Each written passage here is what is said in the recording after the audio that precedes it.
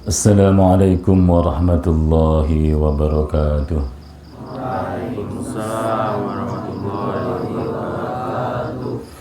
Al-Fatihah. A'udzu billahi minasyaitonir rajim. Bismillahirrahmanirrahim. Alhamdulillahi rabbil alamin. Ar-Rahmanir Rahim. Maliki yaumiddin. Iyyaka na'budu wa iyyaka nasta'in. Ihdinas siratal mustaqim, siratal ladzina an'amta 'alaihim ghairil maghdubi 'alaihim waladdallin. Amin ya rabbal alamin.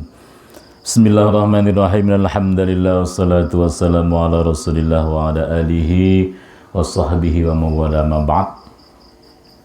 Alhamdulillah, para santri banin banat yang dirahmati oleh Allah Subhanahu wa taala, kita patut bersyukur kepada Allah. Pada hari ini kita ada di hari Arafah, yang mana kaum muslimin yang melaksanakan ibadah haji melaksanakan wukuf di padang Arafah.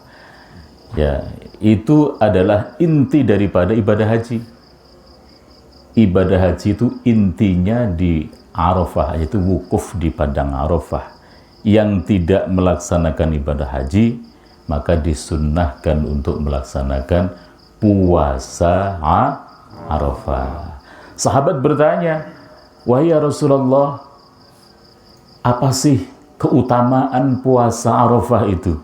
Maka Nabi pun menjawab, "Barang siapa yang melaksanakan puasa Arafah, maka akan diampuni oleh Allah dosanya yang sudah lampau, dan akan diampuni oleh Allah dosanya yang setahun yang akan datang." Setahun yang sudah lampau, setahun yang akan datang. Amin ya rabbal alamin. Hadis diriwayatkan dari Imam Muslim. Nah, mudah-mudahan yang pagi hari ini mengikuti puasa Arafah, mudah-mudahan diberikan pahala oleh Allah Subhanahu wa taala. Amin. Diampuni dosa setahun yang lampau. Amin. Diampuni dosa setahun yang akan datang. Amin ya rabbal alamin. Kita teruskan kajian kita An-Nisa ayat berapa kemarin, masih ingat?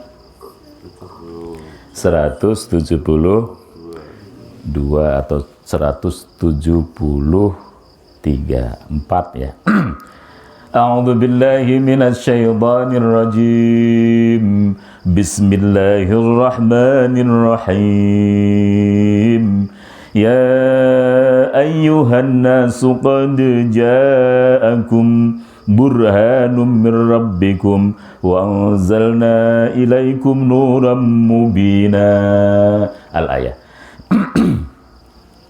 Bismillahirrahmanirrahim. Ya ayyuhan nas, wahai manusia, wahai segenap manusia.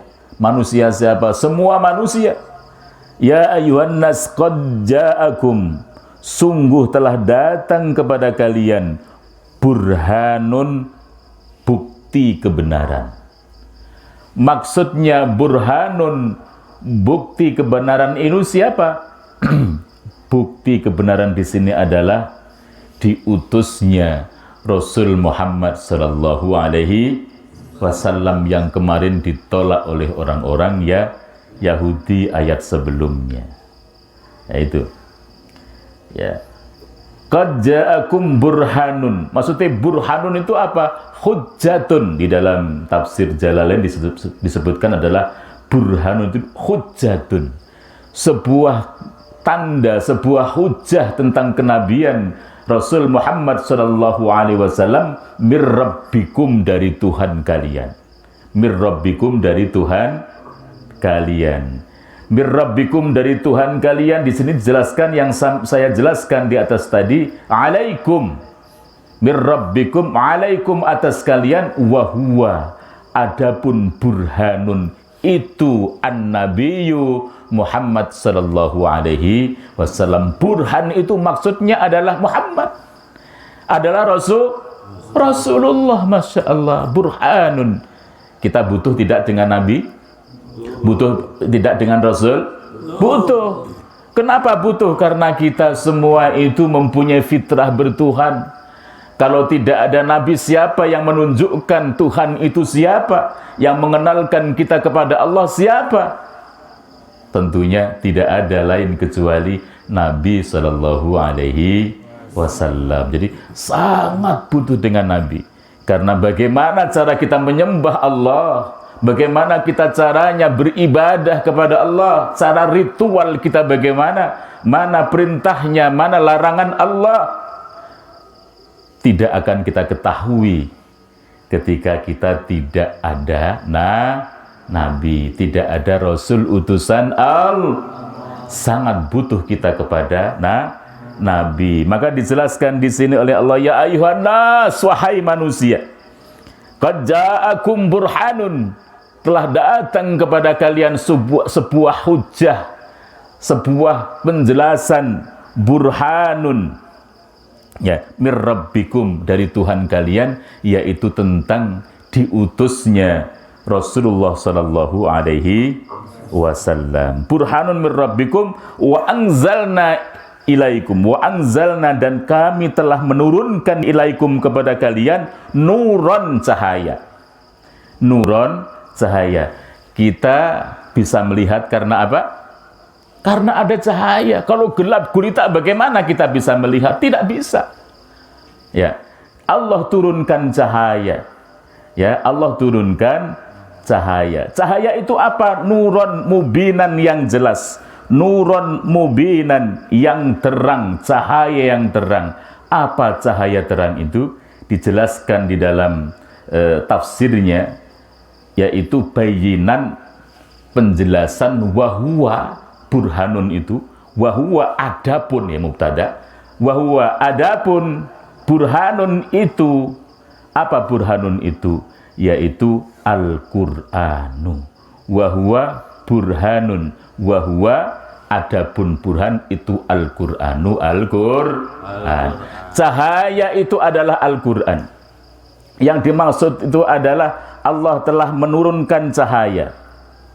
Wahwa adapun nur mubinan, yang diturunkan oleh Allah, nur mubinan itu adalah Al-Qur'anu, Al-Qur'an. Ya, Al-Qur'an untuk apa?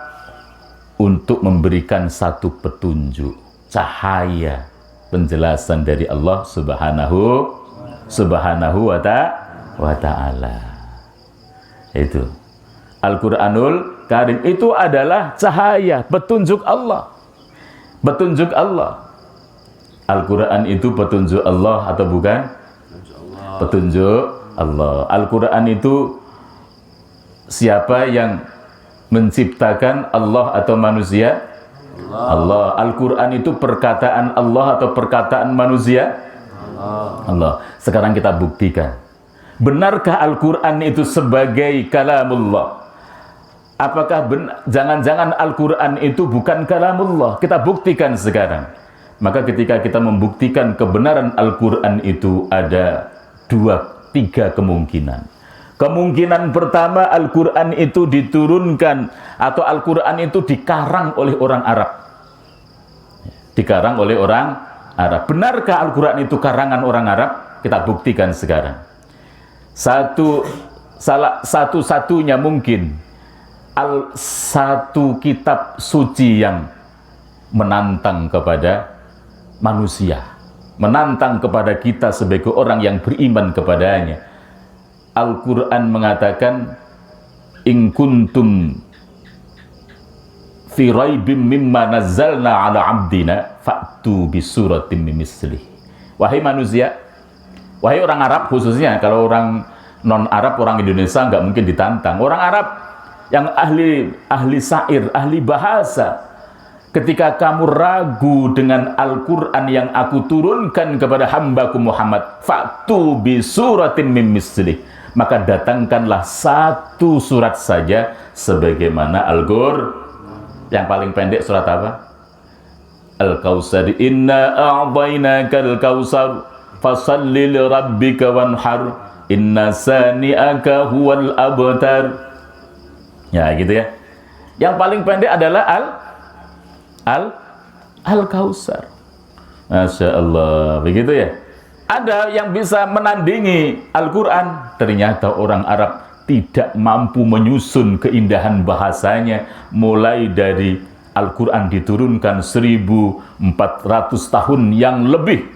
Sampai hari ini tidak ada yang sanggup untuk menjawab tantangan Al-Quran. Berarti ketika ada yang mengatakan Al-Quran ini adalah karangan orang Arab, batal, tidak mungkin. Kemungkinan yang kedua, Al-Quran itu dikarang sendiri oleh Rasulullah. Maka kita buktikan apakah benar Al-Quran itu karangan Muhammad, karangan Rasulullah. Ratusan hadis, ternyata bahkan ribuan hadis tidak ada redaksinya yang mirip dengan redaksi Al-Quran. Maka ketika seperti itu, bagaimana? Ketika sudah seperti itu, berarti para santri rahimakumullah, berarti tidak mungkin Al-Quran itu dikarang oleh Rasulullah. Karena Rasulullah juga orang Arab, juga termasuk yang ditantang oleh Allah. Ternyata tidak ada satupun manusia, hatta Rasulullah sendiri, bisa menjawab tantangan Allah untuk menyusun kalimah yang cantik sebagaimana Al-Qur'an. Dibaca tidak bosen. Kalau karangan manusia bosen nggak kira-kira? Setiap hari kita baca Fatihah berkali-kali, tidak pernah bosen. Alhamdulillahirrabbilalamin, Ar-Rahmanir-Rahim, Maliki Yaumiddin. Berkali kita mendengarkan, tidak pernah bosen. Susunannya indah, dibaca tidak pernah membosenkan. Bahkan 30 juz mudah dihafalkan karena dimudahkan oleh Allah Subhanahu. Ada orang yang bisa hafal kitab suci selain kitab Al-Quran? Tidak ada. 30 juz ini tebal, mudah dihafalkan. Mudah-mudahan santri semua dimudahkan untuk menghafalkan Al-Quran. Amin ya rabbal alamin. Para santri yang dirahmati oleh Allah Subhanahu wa ta'ala, maka kemungkinan yang ketiga, kalau Al-Quran itu bukan karangan orang Arab, kalau Al-Quran itu bukan karangan Rasulullah, sudah otomatis yang ketiga yang paling benar, yaitu Al-Quran kalamullah. Al-Quran kalamullah. Terus yang kedua, ketika Al-Quran kalamullah, berarti Al-Quran itu kitab suci atau bukan? Kitab suci. Diturunkan kepada siapa Al-Quran itu? Diturunkan kepada Muhammad bin Abdullah sallallahu alaihi wasallam. Berarti ketika seseorang mendapatkan wahyu, ketika seorang itu mendapatkan kitab suci, namanya apa? Namanya siapa? Namanya pasti Rasul. Maka Nabi Muhammad itu meyakinkan dengan pasti beliau adalah seorang Nabi dan Rasul karena dia mendapatkan wahyu dari Allah Subhanahu wa ta'ala. Karena kita meyakini dengan pasti Al-Quran itu adalah sebagai kalamullah, petunjuk Allah. Di sini dijelaskan tadi sebagai apa tadi? Nuran mubina. Ya ayyuhan nas, wahai manusia, qad ja'akum burhanun mir rabbikum. Wahai manusia, telah datang kepada kalian sebuah tanda, yaitu tentang kenabian Rasulullah Muhammad sallallahu alaihi wasallam mir rabbikum. Setelah Allah utus Rasulullah Muhammad sebagai Nabi akhir zaman, penutup zaman, kemudian Allah meneruskan, Allah juga menurunkan cahaya, petunjuk mubinan yang sangat terang, yaitu Al-Quran. Berarti Al-Quran seharusnya kita jadikan jalan hidup. Jalan hidup kita Al-Quran. Kita itu gimana? Bumi ini Allah yang ciptakan, betul apa tidak? Kita Allah yang ciptakan. Bumi Allah yang ciptakan, kita setiap hari makan, minum, semua rezeki dari Allah. Kita ada di buminya Allah Subhanahu. Tidak mungkin Allah menciptakan alam semesta beserta isinya. Tidak akan mungkin Allah menciptakan manusia dan seterusnya tanpa adanya satu manual book, satu panduan apa panduan hidup itu berarti?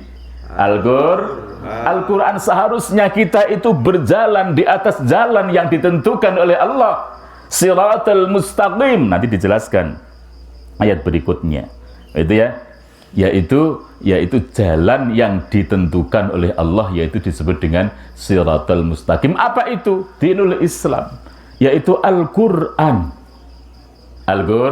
Al-Quran. Seharusnya kita bermuamalah sebagaimana Al-Quran dan As-Sunnah. Insya Allah kita hafalkan Al-Quran, kita pelajari Al-Quran, terus kita amalkan. Bukan dipelajari tok tanpa diamalkan. Bagaimana ini? Ya, diamalkan sebagian saja. Bagaimana ini? Ya, sebagian kita afatu'minuna bi ba'dil kitab. Allah bertanya, afatu'minuna bi ba'dil kitab aw takfuruna bi ba'din. Apakah kamu mengimani sebagian Al-Quran atau membuang sebagian yang lain? Salatnya pakai Al-Quran, ibadahnya pakai Al-Quran, hajinya pakai Al-Quran, umrahnya pakai Al-Quran, sedekahnya, zakatnya, kurbannya pakai Al-Quran. Tapi muamalah yang lain, ya, ketika kita sedang berniaga, sedang berbisnis, sedang berekonomi, ternyata ekonominya bukan ekonomi Islam, ekonomi kapitalis. Ekonomi apa lagi? Liberalis. Ya, siapa yang punya modal berhak untuk menguasai sumber daya alam. Ini bukan jalannya Nabi. Ya, jalannya siapa itu yang ditempuh kayak begitu itu? Katanya iman kepada Nabi, katanya iman kepada Al-Quran. Katanya Al-Quran sebagai nuran mubina, cahaya yang terang. Kenapa kita tinggalkan? Politiknya malah menggunakan politik apa itu? Ya, ada yang sosialis, ada yang sekuleris, memisahkan agama dari kehidupan.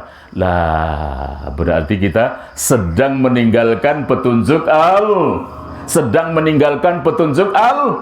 Seharusnya Allah katakan udkhulu fi silmi kafah, masuklah kamu kepada dalam agama Islam secara sempurna, keseluruhannya. Tidak sebagian kita amalkan, sebagian kita buang.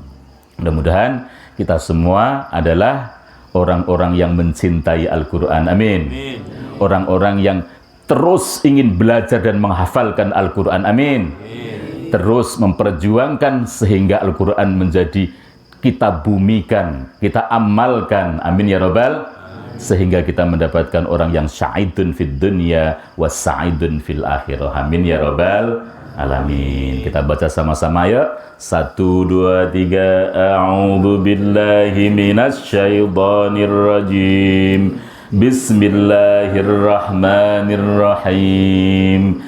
Ya ayyuhan nasu, wahai manusia, qad ja'akum, sungguh telah datang kepada kalian, burhanun, bukti kebenaran kenabian Muhammad, mir rabbikum, dari Tuhan kalian, wa anzalna, dan kami telah menurunkan ilaikum, kepada kalian, nuron, cahaya Al-Quran, mubinan, yang terang. Sadaqallahul azim. Cukup sekian.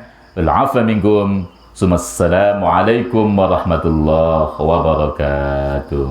Waalaikumsalam warahmatullahi wabarakatuh.